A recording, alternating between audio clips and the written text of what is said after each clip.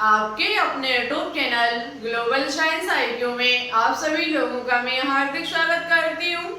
इसी के साथ साथ आप सभी लोगों को गुड इवनिंग।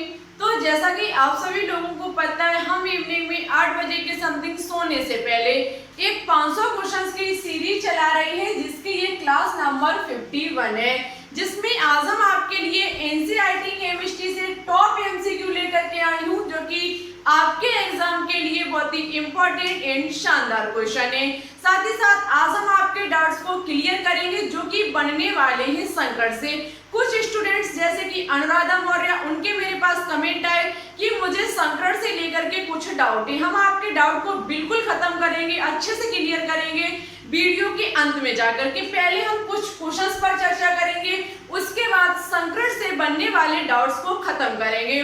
तो आप सभी लोग आज की क्लास को बिल्कुल भी स्किप मत करना, अंत तक देखना यदि अपने डाउट्स को क्लियर करना चाहते हैं। और जिनको डाउट्स नहीं है, समझ में आ चुका है, वो भी वीडियो को देखते रहे, क्योंकि आपको और अच्छी प्रैक्टिस हो जाएगी। तो फिर चलिए टाइम ना वेस्ट करते हुए बात करते हैं अपनी इस सीरीज पर। और साथ ही साथ ये आपकी 500 क्वेश्चंस की सीरीज बहुत ही जल्द फिनिश होने वाली है। लगभग आज हमने जब इनकी काउंट किए तो हमारे निकल के आए 485। आज हम आपके 485 क्वेश्चंस कंप्लीट करा देंगे। बचे हुए शेष क्वेश्चन हम 2 वीडियो के माध्यम से कंप्लीट करा देंगे। इस प्रकार से आपकी 500 क्वेश्चंस की सीरीज कंप्लीट हो जाएगी। ठीक है, मान लीजिए कि आपने 500 क्वेश्चंस कंप्लीट कर लिए। 500 क्वेश्चन में लगभग आपके कम से कम जो भी क्वेश्चन कुछ तो ऐसे आएंगे जो इनसे पूछे जाएंगे। ऐसा तो नहीं है कि 500 क्वेश्चन में से आपको बिल्कुल बेनिफिट ना मिले, ऐसा बिल्कुल भी नहीं है। क्वेश्चन यहीं से पूछे जाएंगे। ओनली आपको अपने माइंड को अच्छे से सेटअप करना है, प्रत्येक क्वेश्चन को अच्छे से समझना है। ठीक है, तो चलिए अब बात करते हैं अपने फर्स्ट क्वेश्चन पर। आज का फर्स्ट क्वेश्चन है कि निम्न में कौन सा तत्व है। यहाँ पर 4 ऑप्शन दिए गए हैं और पूछा गया है कि निम्न में से कौन सा तत्व है, शक्कर, जल, चारकोल या फिर वायु। तो देखो स्टूडेंट्स, यदि इनमें से एलिमेंट की बात की जाए तो आपको पता है कि शक्कर हमारी जो होती है वो एक कंपाउंड से यौगिक होती है, तत्व नहीं। क्योंकि शक्कर का फॉर्मूला C12H22O11 होता है, मीन्स कहीं एक तत्वों का मिश्रण होता है। यहाँ पर हमारा कार्बन है, हाइड्रोजन है, ऑक्सीजन है। जब इन सभी एलिमेंट्स को मिलाया जाता है तब एक कंपाउंड का निर्माण होता है, यौगिक का निर्माण होता है। तो ये तो हमारा होगा नहीं। ठीक है, जल की बात की जाए तो जल भी हमारा 2 या 2 से तत्वों से मिलकर के बना होता है, जिसका फॉर्मूला H2O होता है, जो कि हाइड्रोजन और ऑक्सीजन से मिलकर के बना होता है। तो ये भी हमारा राइट नहीं होगा। बात की जाए चारकोल पर, तो चारकोल स्टूडेंट्स याद रखना, ये कार्बन का एक अक्रिस्टलीय अपर रूप है। चारकोल जो है वो कार्बन का एक अक्रिस्टलीय अपर रूप है। और आपको पता है कि कार्बन एक हमारा एलिमेंट होता है और अपर रूप जो होगा वो भी हमारा एक प्रकार का एलिमेंट होगा। ऑप्शन नंबर सी जो होगा वो इस क्वेश्चन का राइट आंसर होगा। वायु की बात की जाए तो हवा ये हमारी जो होती है वो भी कहीं एक गैसों का मिश्रण होती है, कहीं एक गैसें मिलकर के वायु का निर्माण करती हैं। तो इस प्रकार से ये भी ऑप्शन हमारा राइट नहीं होगा। तो कौन सा ऑप्शन राइट होगा? ऑप्शन नंबर सी जो होगा वो इस क्वेश्चन का राइट आंसर होगा। ठीक है, आई होप आपको ये क्वेश्चन अच्छे से समझ में आ चुका होगा। नेक्स्ट क्वेश्चन है कि जब द्विज्ञांशी क्वांटम संख्या L बराबर 0 हो तो कक्षक की आकृति होगी। बहुत ही इंपॉर्टेंट क्वेश्चन।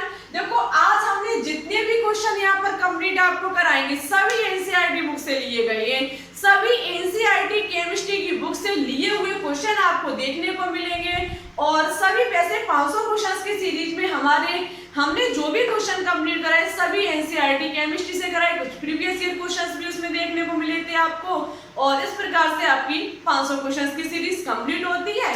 कुछ और 2 वीडियो लेकर के आएंगे और उसके बाद हम आपकी प्रैक्टिस कराना स्टार्ट करेंगे, जो चैप्टर वाइज प्रत्येक चैप्टर के लगभग हम 25 एमसीक्यू लेकर के आया करेंगे और आपकी प्रैक्टिस कराया करेंगे। ठीक है, और कोशिश कीजिए कि जब तक हम आपके प्रैक्टिस सेट को स्टार्ट करें तब तक लाइव क्लास चलनी स्टार्ट हो जाए। देखो प्रैक्टिस सेट में जब लाइव क्लास चलेगी तो बहुत ज्यादा मजा आएगा। इस प्रकार से आप प्रत्येक चैप्टर के क्वेश्चंस को लगा चुके हैं। एक बात मेरी बहुत ध्यान से सुनना, आप हमारे हिसाब से जितने भी अभी तक हमने चैप्टर पढ़ाए हैं सभी के एमसीक्यू आपको बारीकी से देखने को मिले होंगे, प्रत्येक पॉइंट से आपको क्वेश्चन देखने को मिले होंगे। कुछ क्वेश्चन तो हमने बहुत ही अच्छे खासे आपको कराए, ठीक है। अब हम उन्हीं क्वेश्चन को फिर लेकर के आएंगे, उनको थोड़ा घुमा के, ऐसा नहीं है कि हम वही क्वेश्चन उतार के लाएंगे, क्वेश्चन को घुमा के लाएंगे। जब हम आपके सामने क्वेश्चन को घुमा के रखेंगे आप अपने माइंड को बहुत अच्छे से काम में लाओगे, तैयारी और बेहतरीन होगी। और यही तैयारी जब आप लाइव क्लास में करोगे हमारे साथ, जब आप हम क्वेश्चन को यहाँ बोर्ड पर कराएंगे और आप मुझे तुरंत का तुरंत आंसर बताएंगे बिना नोटबुक बिना बुक के, आप एकदम बहुत ही अच्छे से अपना प्रैक्टिस लगाएंगे तो पढ़ने में और भी मजा आएगा, आपकी तैयारी और भी बेहतरीन होगी। कोशिश कीजिए जल्द से जल्द लाइव क्लास स्टार्ट कराने की और आपके जितने भी प्रैक्टिस हम चैप्टर वाइज प्रैक्टिस करवाएं वो सभी आप लाइव क्लास में करें, ठीक है। कोशिश कीजिए, आपके सपोर्ट करने से ही लाइव क्लास स्टार्ट हो सकती है, तो यदि सपोर्ट करोगे तो जल्द से जल्द हमारी स्टार्ट हो जाएगी, ठीक है। तो जब दुग्धांशु क्वांटम संख्या l बराबर 0 हो तो आकृति कैसी होगी। अब आपको पता होना चाहिए दुग्धांशु क्वांटम संख्या के बारे में, तो हम आपको दुग्धांशु क्वांटम संख्या क्वांटम नंबर बता चुके हैं। 4 प्रकार के होते हैं, principal quantum number, azimuthal quantum number, magnetic quantum number और स्पिन क्वांटम नंबर, जिसे हिंदी में लगातार कहा जाता है मुख्य क्वांटम संख्या है, और मुख्य क्वांटम संख्या, दुग्धांशी क्वांटम संख्या, जिसे द्विअंशी क्वांटम संख्या भी कहा जाता है। एग्जाम में दुग्धांशी की जगह द्विअंशी भी लिख करके आ सकता है, कंफ्यूज बिल्कुल भी मत हो, दुग्धांशी द्विअंशी एक ही बात है, ठीक है। उसके बाद चुंबकीय क्वांटम संख्या, उसके बाद हमारा चक्रण क्वांटम संख्या। क्वेश्चन यहाँ पर दुग्धांशी क्वांटम संख्या l के मान को दे रहा है। l देखो होता है दुग्धांशी क्वांटम संख्या, जहां पर हमारे 4 सबसेल रखे जाते हैं, a subshell, p subshell, d subshell और f सबसेल। इसमें जो a सबसेल का मान होता है वो 0 होता है, p सबसेल का मान 1 होता है, d सबसेल का 2 होता है और f सबसेल का 3 मान होता है। देखो जब l का मान यहाँ पर 0 दिया गया, l का मान 0 मीन्स हमारा s सबसेल और s सबसेल की जो आकृति होती है वो गोलाकार होती है, ठीक है।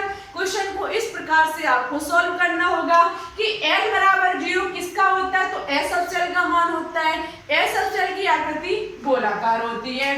ऑप्शन नंबर बी जो होगा वही इस क्वेश्चन का राइट आंसर होगा। नेक्स्ट क्वेश्चन है कि जब बर्फ पिघल जाती है तब इसकी एंट्रोपी, एंट्रोपी का मतलब होता है फैलाव, ठीक है। एंथैल्पी का मतलब होता है ऊर्जा से, एनर्जी से, जबकि एंट्रोपी का मतलब होता है फैलाव से। तो क्वेश्चन कह रहा है कि जब बर्फ पिघल जाती है तब इसकी एंट्रोपी बढ़ती है, स्थिर रहती है, शून्य हो जाती है या फिर घटती है। बहुत ही शानदार इंपॉर्टेंट क्वेश्चन है, याद रखना। जब बर्फ पिघल जाती है तब इसकी एंट्रोपी बढ़ती है, जब बर्फ पिघल जाती है तो इसकी एंट्रोपी कैसी हो जाती है, बढ़ जाती है। ऑप्शन नंबर बी जो होगा वो इस क्वेश्चन का राइट आंसर होगा। नेक्स्ट क्वेश्चन है कि इलेक्ट्रोड विभव निर्भर करता है, इलेक्ट्रोड विभव निर्भर करता है मोलरता पर, ताप पर, सुचालक पर या फिर इन सभी पर। तो देखो याद रखना, इलेक्ट्रोड विभव मोलरता पर भी निर्भर करता है, ताप पर भी करता है, सुचालक पर भी करता है, तो इन सभी पर। ऑप्शन नंबर डी जो होगा वो इस क्वेश्चन का राइट आंसर होगा। याद रखना, जो आपका इलेक्ट्रोड विभव होता है वो इन सभी पर निर्भर करता है। इलेक्ट्रोड विभव किसी भी एलिमेंट का, किसी भी मेटल का कैसे बनाया जाता है, तो आपको पता होना चाहिए। जैसे कि हम जिंक का बना रहे हैं इलेक्ट्रोड विभव, तो हमें जिंक की छड़ को लेकर के जिंक के विलयन में डुबोना होगा। जैसे कि जिंक का विलयन जिंक सल्फेट हुआ, इसमें डुबो देंगे जब हम इसकी छड़ को, तो ये जिंक का इलेक्ट्रोड बनके तैयार हो जाएगा, ठीक है। तो इतनी बात आई होप आपकी क्लियर हो चुकी होगी। नेक्स्ट क्वेश्चन है कि जल की कठोरता को दूर करने के लिए प्रयुक्त किया जाता है, जल की कठोरता को दूर करने के लिए प्रयुक्त किया जाता है sodium carbonate, sodium aluminium silicate, sodium metal sulphate या फिर ये सभी। तो देखो याद रखना, जल की कठोरता को दूर करने के लिए इन सभी का प्रयोग किया जाता है। सोडियम कार्बोनेट का भी, सोडियम एल्यूमिनियम सिलिकेट का भी, सोडियम मेटाफॉस्फेट, इन तीनों का जल की कठोरता को दूर करने के लिए प्रयोग किया जाता है। ऑप्शन नंबर डी जो होगा वो इस क्वेश्चन का राइट आंसर होगा। नेक्स्ट क्वेश्चन है धावन सोडा का सूत्र है, ये बहुत इंपॉर्टेंट है। धावन सोडा का सूत्र है Na2CO3 Na2CO3 into 10H2O, Na3CO3 into 5H2O, Na3CO3 into 7H2O। तो याद रखना धावन सोडा का फॉर्मूला Na2CO3 होते हैं। सोडियम कार्बोनेट के साथ जल के 10 अणु को जब मिला दिया जाता है तब वो हमारा धावन सोडा कहलाता है। एग्जाम में आपको इसकी जगह पूछा जा सकता है कि धावन सोडा का रासायनिक नाम क्या है। तो धावन सोडा का रासायनिक नाम सोडियम कार्बोनेट डेकाहाइड्रेट होता है। ठीक है, जब हमारे सोडियम कार्बोनेट के साथ 10 जल के अणु को मिला दिया जाता है तब धावन सोडा का निर्माण होता है। ऑप्शन नंबर बी जो होगा वो इस क्वेश्चन का राइट आंसर होगा। आई होप आपके ये सभी क्वेश्चन बहुत ही अच्छे से और बहुत ही बेहतरीन तरीके से क्लियर हो चुके होंगे। अब हम बचे हुए कुछ क्वेश्चन पर चर्चा करेंगे और डायरेक्ट बात करेंगे संगणन पर। संगणन से बनने वाले आज आपके डाउट्स को हम अच्छे से क्लियर करने वाले हैं, क्योंकि अनुराधा मौर्य का कहना था, मुझे ये कमेंट बहुत अच्छा लगा कि हम हाइड्रोजन और कार्बन को लेकर के जब हम संगणन को ज्ञात करते तो मुझे भी बहुत अच्छे समझ में आ जाता है, लेकिन जब हम फास्फोरस, क्लोरीन, ऑक्सीजन पर जाते हैं तो मेरी पेन रुक जाती है। मुझे बहुत अच्छा ये कमेंट लगा कि वहां पर जाकर के पेन रुक जाती है उनकी। कोई बात नहीं, आज आपकी पेन बिल्कुल नहीं रुकेगी, आगे बढ़ेगी आपकी पेन, हम भरोसा दिलाते हैं। ओनली देखो आप कमेंट बॉक्स में लिख दिया करो अपने डाउट को। यदि आप कमेंट बॉक्स में लिख देते हो तो यदि हम उसको ना बताएं तो हमारी गलती है। ठीक है, और एक बार आप आजमा लीजिए, लिख दीजिए और उसके बावजूद ना बताएं तो फिर आप ऐसे कमेंट, या तो आप चैनल को अनसब्सक्राइब कर देना या फिर आप किसी दूसरे को सब्सक्राइबर कर लेना। ठीक है, लेकिन एक बार अपने डाउट्स को लिख लीजिए, लिख दीजिए कमेंट बॉक्स में, हम उसको क्लियर करेंगे। और इसी प्रकार से जैसे अनुराधा मौर्य ने अपना क्वेश्चन पूछा, मुझे सच में बहुत अच्छा लगा। ठीक है, तो चलिए हम डाउट्स को बिल्कुल क्लियर करने वाले। क्वेश्चन आई होप समझ में आ चुके होंगे, आगे चर्चा करेंगे। इसी के साथ साथ वीडियो अच्छी लगे तो लाइक जरूर करें। ठीक है, बात करते हैं आगे। चलिए तो अब बात करते हैं शेष क्वेश्चन पर, उसके बाद डाउट्स को क्लियर करेंगे। देखो सबसे पहले लिखा हुआ है कि निम्न में कौन सा बोरेन नहीं है। निम्न में से कौन सा बोरेन नहीं है? देखो B5H9, B5H11, B5H10 या फिर B6H10।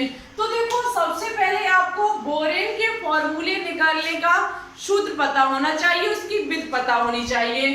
तो देखो यदि आप बोरेन को ज्ञात कर रहे हैं कि किस में बोरेन है या फिर किस में नहीं है, कौन सा बोरेन का सदस्य है, कौन सा नहीं है, तो इसके लिए फॉर्मूला यूज किया जाता है BnHn+4, BnHn+4। साथ ही साथ एक और होता है Bn, सेकंड होता है BnHn+6। ये दोनों ही फॉर्मूले बोरेन के सदस्य को ज्ञात करने के लिए होते हैं, BnH9+4, BnH9+6। जैसे कि बात की जाए H9 की, तो यहाँ पर n बराबर कितना दे रहे हैं आपको 5। देखो n क्या होता है, नंबर ऑफ बोरेन। n बराबर क्या होगा, नंबर ऑफ बोरेन। बोरेन की संख्या कितनी है 5, तो हम यहाँ पर रखेंगे B5H5+9, B5H तो हमारा B5 कितना हो जाएगा 9, H9 हो जाएगा। B5H9 मीन्स ये फॉर्मूला जो होगा वो 100% बोरोन का होगा, इस फॉर्मूले से सिद्ध होता है। ठीक है, यदि ये न लगता तो फिर हम इसको प्रयोग में लाते, दोनों से चेक करने के बाद ही हम हाँ और ना का जवाब दे पाएंगे कि कौन है कौन नहीं है। ठीक है, उसके बाद B5H11, तो B5 को जब हमने रखा, B5 को रखा तो 9 निकल के आया, लेकिन B5 यहाँ पर H11 है तो हम इसको रख करके देखते हैं, शायद आ जाए B5H5 प्लस B6, तो हमारा B5H11 निकल के आ गया। मीन्स ये फॉर्मूला भी हमारा सही है बोरेन का, ये भी सही है और ये भी सही है। आगे देखा जाए B5 को रख करके बोरेन की 5 नंबर संख्या को रख करके H10 आ जाए तो आप देख सकते हैं यहाँ रखा तो 9 आया, यहाँ रखा तो 11 आया। मीन्स ये हमारा सही नहीं होगा, ये हमारा बोरेन का फॉर्मूला नहीं होगा। इसकी बात की जाए B6 को रखा जाए तो B6H6 प्लस की4, तो आप देख सकते हैं B6H10 आ गया। इसका एक फॉर्मूला इससे आधार पर B6H6 प्लस की 6 रख करके B6H12 होता, तब भी हमारा बोरेन का फॉर्मूला माना जाता। इस क्वेश्चन का ऑप्शन नंबर सी होगा, वो राइट आंसर होगा, लेकिन बोरेन का फॉर्मूला नहीं होगा। ठीक है, ये एक बोरोन का सदस्य नहीं होगा। आई होप आपकी इतनी छोटी सी चीज अच्छे से क्लियर हो चुकी होगी। अब बात करेंगे नेक्स्ट क्वेश्चन पर। नेक्स्ट क्वेश्चन है कि इलेक्ट्रॉन की विषम संख्या निम्न में से किस में है। बहुत ही ध्यान से क्वेश्चन को आपको पकड़ना होगा। इलेक्ट्रॉन की विषम संख्या, कौन सी संख्या, विषम संख्या निम्न में से किस में है। मैथिल धनायन में, मैथिल ऋणायन में, मैथेन अणु में या फिर मैथिल मूलक में। इसका आंसर आपको हमारे कमेंट बॉक्स में कमेंट करके बताना होगा। यदि आपने आज दोपहर वाली क्लास ऑर्गेनिक केमिस्ट्री की देखी होगी तो आप इसका आंसर बहुत ही अच्छे तरीके से दे सकते। कोई बात नहीं, यदि नहीं भी दे पाए तो घबराने की कोई बात नहीं है, हो सकता है थोड़ा क्वेश्चन घुमा के रखा गया इसलिए शायद आपका आंसर ना निकल के आए, लेकिन कोशिश हर हाल में करना, कोशिश जी जान से इस क्वेश्चन पर लगा देना, हर हालत में से निकालने की कोशिश करना। जब आपको समझ में ना आए तो आप कमेंट बॉक्स में कमेंट करके बता देना, हम आपको नेक्स्ट क्लास में समझाने की पूरी कोशिश करेंगे। अब आपके डाउट्स को क्लियर करने से पहले पिछली क्लास में दिए गए क्वेश्चन का किसने आंसर सही दिया, सबसे पहले हम उसका नाम लेते हैं, जिनका नाम है इमरान अहमद। इमरान अहमद ने ओनली पिछली क्लास के क्वेश्चन का आंसर राइट दिया और भी बच्चों ने, लेकिन उनका आंसर जो है वो गलत है। लेकिन कोई बात नहीं, कोशिश कीजिए, एक दिन आपके भी आंसर राइट जाने लगेंगे। सबसे पहले इमरान अहमद को धन्यवाद, आप लगातार ऐसे ही कोशिश करते रहिए, आपका सिलेक्शन जरूर होगा। ठीक है, मां सरस्वती से यही प्रार्थना है कि हमारे यूट्यूब चैनल से इस ग्लोबल साइंस आईक्यू परिवार से जितने भी सदस्य तैयारी करते हैं सबका सिलेक्शन हो जाए। ठीक है, तो इसका आंसर भी देने की कोशिश करना, ना आए समझ में तो कमेंट बॉक्स में लिख देना, हम आपको नेक्स्ट क्लास में समझाने की पूरी कोशिश करेंगे। और आपको जो इसका इवनिंग में नेक्स्ट क्लास मिलेगी वो आपकी इनऑर्गेनिक केमिस्ट्री के इलेक्ट्रोकेमिस्ट्री चैप्टर से होगी। अब हमने समय जो है टाइम टेबल जो है वो बदल दिया है, दोपहर में ऑर्गेनिक केमिस्ट्री और इवनिंग में 500 क्वेश्चंस की सीरीज एक दिन और एक दिन आपकी इनऑर्गेनिक केमिस्ट्री। ठीक है, ऐसा हमने क्यों किया तो रीजन हम दोपहर वाली क्लास में बता चुके हैं। देखो, अब हम डाउट्स क्लियर करेंगे संकरण को लेकर के। सबसे इंपॉर्टेंट संकरण, कुछ स्टूडेंट जैसे कि अनुराधा मौर्य के मन में चल रहे डाउट। देखो, हम जैसे कि बात की जाए, हमें एग्जाम में पूछ लिया जाए कि N2 में बनने वाला संकरण कौन सा होगा, N2 में बनने वाला संकरण कौन सा होगा। तो ऐसे संकरण ज्ञात करने के लिए सबसे पहले आपको पता होना चाहिए स्ट्रक्चर फॉर्मूला, संरचना सूत्र बनाना आना चाहिए। संरचना सूत्र आपको पता है कि नाइट्रोजन के बायतम कक्ष में 5 इलेक्ट्रॉन होते हैं, इतनी जानकारी आपको पहले से होनी चाहिए। ये कैसे निकल के आएगा तो इलेक्ट्रॉनिक विन्यास से। नाइट्रोजन के बायतम कोश में 5 इलेक्ट्रॉन होते हैं। पहले हम क्या करते हैं, एक इलेक्ट्रॉन, उसके बाद दूसरा इलेक्ट्रॉन, उसके बाद तीसरा इलेक्ट्रॉन, उसके बाद चौथा इलेक्ट्रॉन। बहुत ध्यान से समझना हमारी बात को। चौथा इलेक्ट्रॉन, 4 इलेक्ट्रॉन को हम किसी भी एलिमेंट के आसपास रख लेते हैं। ठीक है, 4 इलेक्ट्रॉन रखने के बाद यदि इलेक्ट्रॉन शेष बच रहा है तो हम उसका जोड़ा बनाना स्टार्ट करते हैं। 4 रखने के बाद हमारा 5वां ये हो गया, क्योंकि नाइट्रोजन के बायतम कक्ष में 5 इलेक्ट्रॉन पाए जाते हैं। N2 दे रहा है, मीन्स 2 नाइट्रोजन। दूसरे नाइट्रोजन का स्ट्रक्चर फॉर्मूला हम यहाँ बना लेंगे। 1 electron, 2 electron, 3 electron, sorry 4 electron हो गए हमारे, और एक और, तो उसका हम बना लेंगे जोड़ा। इतना होने के बाद हमें ज्ञात करना है संकरण। अब N2 का निर्माण कब होगा? ये एक नाइट्रोजन हो गया, दूसरा नाइट्रोजन ये हो गया, मुझे बनाना है N2। N2 कब बनेगा? जब यहाँ पर क्या होगा, इलेक्ट्रॉनों की साझेदारी होगी। यहाँ पर जब इलेक्ट्रॉनों की साझेदारी होगी, बनने वाला बॉन्ड हमारा सही संयोजी बॉन्ड होगा। ये इलेक्ट्रॉन जो अयुग्मत है, ये इसके साथ शेयरिंग कर लेगा अपने इलेक्ट्रॉनों की, ये इसके साथ, और ये इसके साथ दोस्ती कर लेंगे।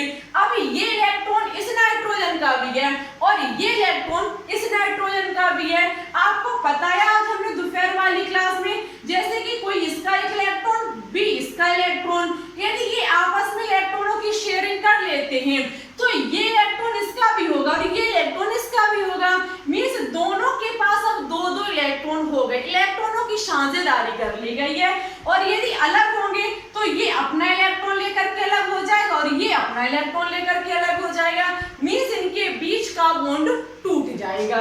ठीक है, अब आप देख सकते हैं, जब इतना आपने कर लिया, उसके बाद मुझे याद करना है संकरण। अब संकरण करने की हमने आपको एक ट्रिक बना रखी है। ट्रिक जो थी वो थी नंबर ऑफ सिग्मा बॉन्ड। सबसे पहले आपको क्या रखना पड़ेगा? सिग्मा बॉन्ड रखने पड़ेंगे। अब सिग्मा बॉन्ड इस नाइट्रोजन की बात की जाए तो आपको पता है ये सिंगल बॉन्ड इस नाइट्रोजन का भी होगा और इस नाइट्रोजन का भी होगा। क्यों होगा? क्योंकि अब ये दोनों के बीच दोस्ती हो चुकी है। ये इलेक्ट्रॉन इसका भी होगा, ये इलेक्ट्रॉन इसका भी होगा। तो यहाँ पर आप देख सकते हैं नाइट्रोजन नाइट्रोजन के बीच ट्रिपल बॉन्ड है। नाइट्रोजन नाइट्रोजन के बीच ट्रिपल बॉन्ड होने पर एक सिग्मा बॉन्ड होता है और 2 पाई बॉन्ड होते हैं। तो इसमें मेरा एक सिग्मा हो गया, 2 पाई हो गए। पाई से मुझे कोई लेना देना नहीं है, मतलब मुझे किससे? सिग्मा बॉन्ड से। तो यहाँ पर जैसे कि हम इस नाइट्रोजन का ज्ञात करें तो सिग्मा की संख्या 1, उसके बाद आपको रखना पड़ता है लोन पेयर की संख्या। लोन पेयर का मतलब होता है, हिंदी में कहें तो इसका अर्थ होता है एकाकी युग्म। एकाकी युग्म का मतलब होता है कि जिन इलेक्ट्रॉनों का जोड़ा बना है, जिन इलेक्ट्रॉनों का जोड़ा बना है। जैसे इस नाइट्रोजन की बात की जाए तो इसमें एक जोड़ा बना हुआ कि नहीं बना हुआ है बना। तो कितने इलेक्ट्रॉनों का बना हुआ है? 1 इलेक्ट्रॉनों का। तो 1 और 1 हमारा कितना हो जाएगा? 2 में बनने वाला संकरण sp संकरण होता है। आई होप आपको ये चीज अच्छे से क्लियर हो चुकी होगी। अभी भी किसी भी प्रकार का डाउट हो कमेंट बॉक्स में लिखिए, फिर समझाने की कोशिश करेंगे। चलिए आगे बात करते हैं। जैसे कि और भी हम एग्जांपल लेते हैं। जैसे कि एग्जाम में पूछ लिया जाए, CH3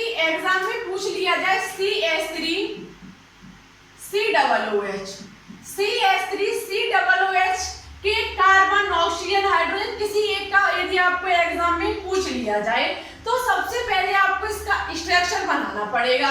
स्ट्रक्चर फर्स्ट कार्बन से 3 हाइड्रोजन जुड़ी हुई है, कार्बन को रख लेंगे, 3 हाइड्रोजन को हम जोड़ देंगे।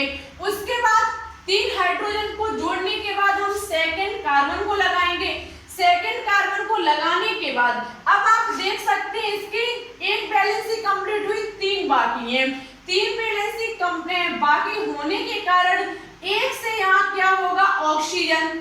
ऑक्सीजन के वायतन कक्ष में आपको पता होना चाहिए कितने इलेक्ट्रॉन होते हैं? 6 इलेक्ट्रॉन। ऑक्सीजन के वायतन कक्ष में 6 electron, 1 electron, 2 electron, 3 electron, 4 electron, 5 electron और 6 इलेक्ट्रॉन। मींस ऑक्सीजन के 2 जो होते हैं इलेक्ट्रॉन वो कैसे होते हैं? अनपेयर होते हैं। एक इसका जो होगा वो इसके साथ साझेदारी कर लेगा, एक जो होगा वो इस हाइड्रोजन के साथ साझेदारी कर लेगा। अब हमारा बचा 1 इलेक्ट्रॉन, सॉरी 1 ऑक्सीजन। 1 ऑक्सीजन लग गया, 1 ऑक्सीजन और बचा हुआ है। 1 ऑक्सीजन क्या होगा? इस ऑक्सीजन के साथ यहाँ ऑक्सीजन की आप देख सकते हैं एक वैलेंसी 2 वैलेंसी कंप्लीट हुई, जबकि होनी 4 चाहिए। तो ये क्या करेगा? इस पे डबल बॉन्ड के साथ जुड़ जाएगा। जब ये डबल बॉन्ड के साथ जुड़ जाएगा तो हमारा इस प्रकार से स्ट्रक्चर बनके तैयार हो जाएगा।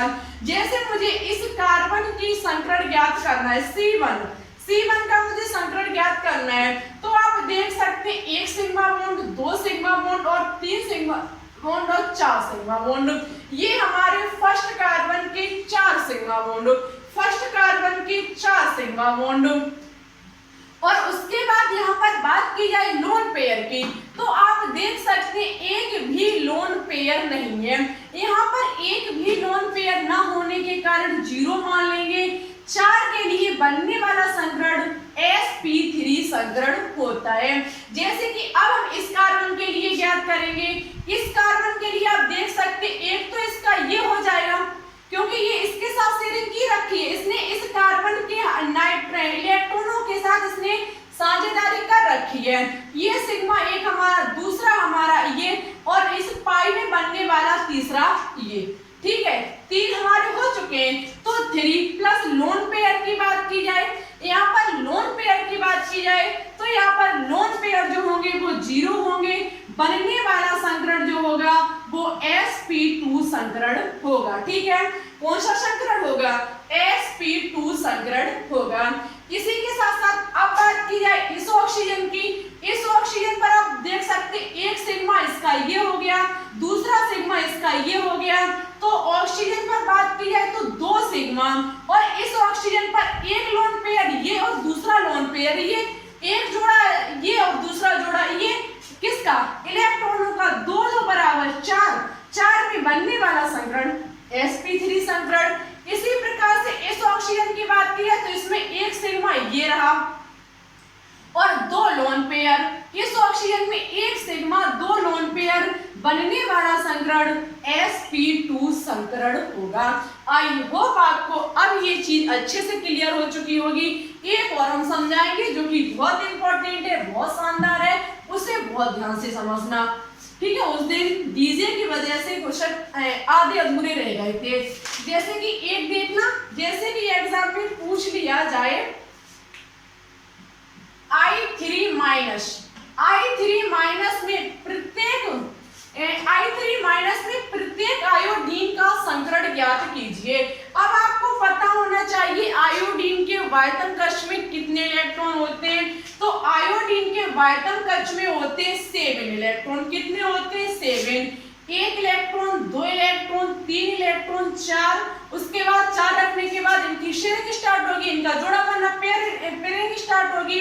पेयर इनका होगा 5th, 6th, 7। 1 इलेक्ट्रॉन यहाँ पर अनपेयर होगा। ठीक है, क्योंकि 7 इलेक्ट्रॉन होते हैं। उसके बाद हमारा इसी प्रकार से आ जाएगा सेकंड, ये हमारा क्या हो जाएगा? सेकंड आयोडीन, क्योंकि मुझे 3 आयोडीन चाहिए।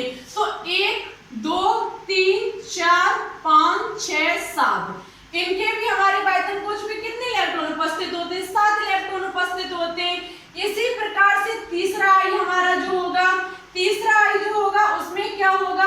1 इलेक्ट्रॉन, 2 इलेक्ट्रॉन, 3 इलेक्ट्रॉन, उसके बाद ये 4 इलेक्ट्रॉन, और इसके साथ ये हमारा 5, ये हमारा 6 और ये हमारा 7 इलेक्ट्रॉन। ठीक है, ये हमारे इस प्रकार से 7 इलेक्ट्रॉन हो गए हैं। अब आप एक चीज समझने की कोशिश कीजिए, आपको पता होना चाहिए कि क्या पता होना चाहिए कि इसने 1 इलेक्ट्रॉन को क्या किया है? माइनस चार्ज का मतलब क्या होता है? 1 इलेक्ट्रॉन को ग्रहण किया है, 1 इलेक्ट्रॉन को ग्रहण किया है। जैसे कि इसने 1 इलेक्ट्रॉन को ग्रहण किया तो वो इलेक्ट्रॉन क्या होगा? यहाँ पर हम उसे रख देते हैं। मान लीजिए इसने 1 इलेक्ट्रॉन को ग्रहण किया, उसको हमने यहाँ रख दिया, ये इसके साथ जुड़ जाएगा, ये इसके साथ कहने का मतलब इलेक्ट्रॉनों की शेयरिंग कर लेगा, ये इसके साथ इलेक्ट्रॉनों की साझेदारी कर लेगा, ये इसके साथ इलेक्ट्रॉनों की साझेदारी कर लेगा। फिर भी मेरा बचा हुआ है ये 1 इलेक्ट्रॉन। देखो इसमें क्या होगा कि ये जो होगा, ये इलेक्ट्रॉन जो होगा वो इसके साथ साझेदारी कर लेगा, इसका जो इलेक्ट्रॉन था वो इसके साथ साझेदारी कर लिया, इसने अष्टक पूर्ण कर लिया। फिर यहाँ क्या होगा कि ये इसके साथ जब ये साझेदारी करेगा तो इसका 1 इलेक्ट्रॉन अलग, ये जो पेयरिंग वाले इलेक्ट्रॉन है ये दोनों अलग हो जाएंगे, एक इसके साथ जुड़ जाएगा और एक जो ग्रहण किया गया इलेक्ट्रॉन उसके साथ जुड़ जाएगा। ऐसा होने पर इसका जो संकरण निकल के आएगा, आप देख सकते हैं इसमें 1 सिग्मा 3 लोन पेयर, 1 + 3 क्या हो जाएगा 4, 4 के लिए बनने वाला संकरण sp3 संकरण। यहाँ पर बात की जाए तो एक सिग्मा 2 लोन पेयर, यहाँ पर बात की जाए तो एक सिग्मा ये और एक सिग्मा ये, इसमें एक सिग्मा ये और दूसरा सिग्मा ये, 2 सिग्मा और 2 लोन पेयर। 2 लोन पेयर होने पर 2 लोन पेयर नहीं, ये हमारे 3 लोन पेयर, ये भी इसका ही होगा, ठीक है। 3 लोन पेयर होने पर हमारे बनने वाला संकरण sp3d संकरण, ठीक है, sp3d संकरण। यहाँ पर आप देख सकते हैं एक सिग्मा, ये हमारा एक सिग्मा और 3 हमारे लोन पेयर, बनने वाला संकरण sp3 संकरण, ठीक है। इस प्रकार से आपका I3 माइनस का भी संकरण यहाँ पर कंप्लीट होता है। आई होप आपको अब संकरण से बनने वाले डाउट्स क्लियर हो चुके होंगे। मन में अभी भी किसी भी प्रकार का डाउट हो तो कमेंट बॉक्स में कमेंट करके बता देना, हम आपको नेक्स्ट क्लास में समझाने की पूरी कोशिश करेंगे। इसी के साथ जो क्वेश्चन होमवर्क में दिया उसका आंसर जरूर देने की कोशिश करें, ना इस समझ में तो बता दीजिएगा, हम आपको नेक्स्ट क्लास में फिर से समझा देंगे। और इसी के साथ साथ वीडियो अच्छी लगे तो लाइक एंड दोस्तों के साथ शेयर करना बिल्कुल भी ना भूलें। चैनल पर न्यू हो तो प्लीज इसे सब्सक्राइब करके बेल आइकन को प्रेस ऑल पर क्लिक कर लें, जिससे हमारी अन्य आने वाली वीडियो की नोटिफिकेशन आपके पास सबसे पहले पहुंच सके। 500 क्वेश्चंस की सीरीज बहुत ही जल्द कंप्लीट होगी, चैप्टर वाइज आपकी प्रैक्टिस स्टार्ट होगी, तो 1000 सब्सक्राइबर कंप्लीट करा दीजिए जितनी जल्दी हो सके, जिससे कि आपके प्रैक्टिस सेट लाइव क्लास में चल सके। चलिए चलते हैं, आज के लिए बस इतना ही, और वीडियो अच्छी लगे तो शेयर करना बिल्कुल भी ना भूलें। Thanks for watching this video. जय हिंद, जय भारत, ऑल द बेस्ट।